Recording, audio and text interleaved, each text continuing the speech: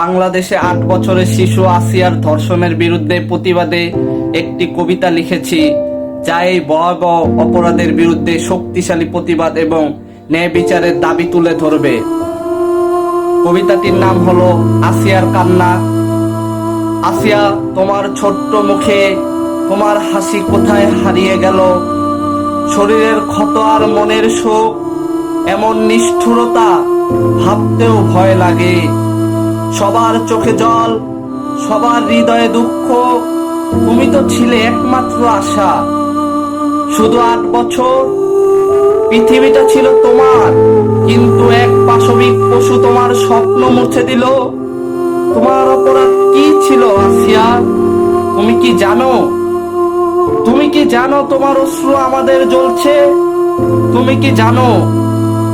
তুমি কি জানো তোমার শোক আমাদের গলা চেপে ধরছে? তোমার কান্নার প্রতিধ্বনি পৃথিবী থেকে শোনা যাচ্ছে। ধর্ষকদের শাস্তি চাই, ধর্ষকদের শাস্তি চাই, কঠোর শাস্তি চাই।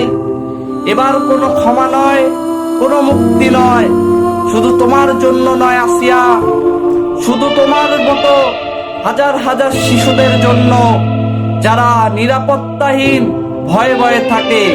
তাদের শান্তি, তাদের সুরক্ষা চাই। আমরা চুপ থাকবো না, আমরা উঠব। ধর্ষকের শাস্তি হবে কঠোর, অবিলম্বে। আসিয়ার জন্য, প্রতিটি শিশুদের জন্য এখনই বিচার, এখনই ন্যায়।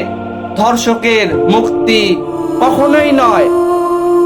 এই কবিতাটি আসিয়ার ধর্ষণের বিরুদ্ধে প্রতিবাদ এবং শিশুদের প্রতি সহানুভূতি, ন্যায় বিচার ও কঠোর শাস্তির দাবি তুলে ধরেছে।